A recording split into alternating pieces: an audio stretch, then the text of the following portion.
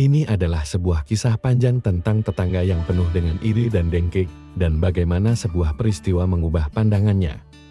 Di sebuah gang sempit yang diapit rumah-rumah padat, di mana aroma masakan pagi bercampur dengan bau got yang sesekali menguap, hiduplah seorang pria bernama Karta. Usianya hampir kepala 5, tubuhnya kurus, dan wajahnya selalu tertekuk dalam garis-garis kepahitan. Pak Karta tinggal di sebuah rumah petak sederhana, dengan kat dinding yang sudah mengelupas di sana-sini. Kontras dengan beberapa rumah di sekitarnya yang mulai bersolek. Setiap pagi, rutinitas Pak Karta sama. Ia akan duduk di teras kecilnya yang hanya muat satu kursi reot, menyeruput kopi hitam pahit dari cangkir seng, dan matanya akan berkeliling seperti elang mencari mangsa. Mangsanya bukanlah hewan, melainkan kebahagiaan dan keberhasilan para tetangganya di seberang rumahnya. Tinggal Pak Ridwan dan Bu Rina, pasangan muda yang baru 3 tahun menikah itu seolah menjadi target utama kedengkian Pak Karta. Pagi itu, suara mesin mobil baru terdengar harus memasuki gang.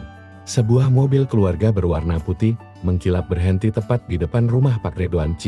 Pak Karta berdecih pelan. Ampas kopi terasa getir di lidahnya. Pamer lagi kemarin motor baru, sekarang mobil. Uang dari mana coba? Paling-paling juga hasil pesugihan atau korupsi kecil-kecilan di kantornya. Istrinya, Bu Siti, yang sedang menyapu lantai teras, mendengar gumaman itu, istighfar, Pak, jangan suudzon.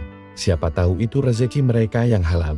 Kita doakan saja semoga berkah, sahut Bu Siti dengan sabar. Ia adalah penyeimbang dari sifat suaminya yang asam. Berkah dari mana? Aku ini kerja banting tulang jadi kuli bangunan, dari matahari terbit sampai hampir terbenam. Hasilnya cuma cukup buat makan. Dia kerja di kantor, duduk di ruangan ber-AC, pulangnya sore, tahu-tahu bisa beli mobil. Dunia ini tidak adil, gerutu Pak Karta.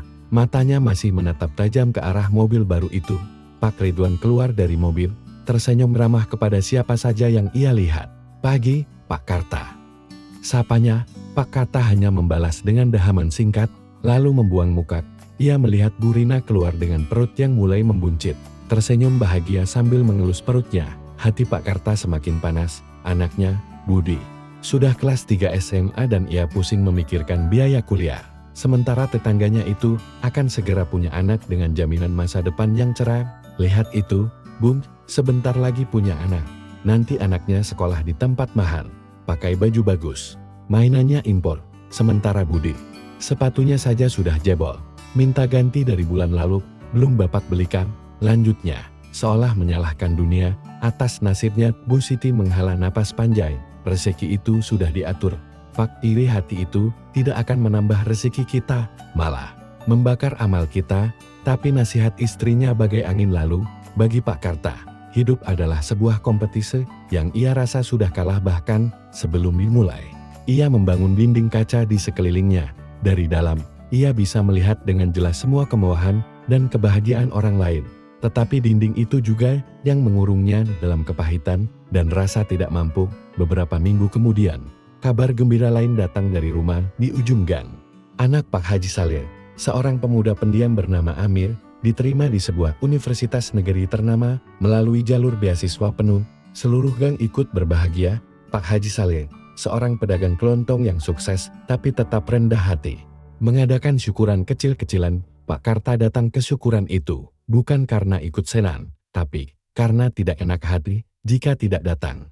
Ia mengambil sepiring nasi kuning dan duduk di pojokan, telinganya awas mendengarkan percakapan. Alhamdulillah, Amir memang anak yang pintar dan rajin, pantas dapat beasiswa, kata seorang ibu. Pak Haji juga hebat mendidiknya, walau sibuk berdagang. Anaknya tetap jadi prioritas, timpal yang lain. Pak Karta mendengus dalam hati, pintar apanya. Paling-paling cuma beruntung, atau jangan-jangan Pak Haji pakai orang dalam. Mana ada yang gratis di zaman sekarang, pikirnya sinis. Ketika Pak Haji Saleh menghampirinya, menepuk pundaknya dengan ramah. Pak Karta hanya bisa tersenyum kagum. Terima kasih sudah datang, Pak Karta. Doakan Amir ya, semoga lancar kuliahnya dan ilmunya bermanfaat, kata Pak Haji Saleh dengan tulus. Iya, Pak Haji, selamat, jawab Pak Karta singkat. Lalu cepat-cepat menghabiskan makanannya dan pamit pulang di rumah. Ia kembali melampiaskan kekesalannya pada Bu Siti. Syukuran besar-besaran, pamer anaknya masuk universitas, memangnya cuma Anaknya yang pintar. Budi juga pintar, Bu. Cuma kita saja yang tidak punya uang untuk menyekolahkannya tinggi-tinggi.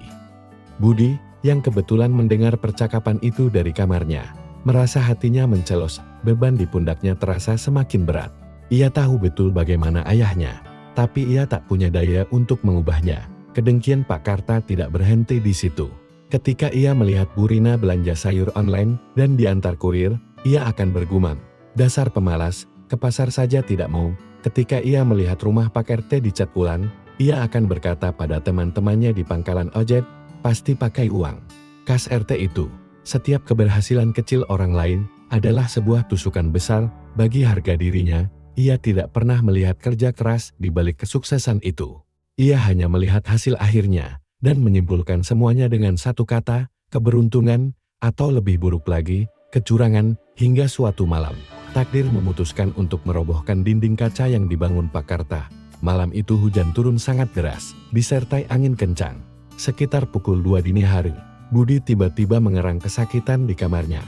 Tubuhnya demam tinggi dan ia mengeluh sakit perut yang luar biasa di bagian kanan bawah. Wajahnya pucat pasi dan keringat dingin membasahi dahinya. Bu Siti panik ke Pak Ekan Budi, Pak. Teriaknya membangunkan suaminya. Pak Karta terbangun dan langsung menghampiri kamar anaknya. Melihat kondisi Budi yang semakin lemah, ia ikut panik. Ini kenapa? Tadi sore masih baik-baik saja. Tidak tahu, Pak, perutnya sakit sekali. Kita harus bawa ke rumah sakit. Pak Karta terdiam. Rumah sakit, kata itu terasa begitu mahal di telinganya. Uang simpanannya hanya beberapa ratus ribu.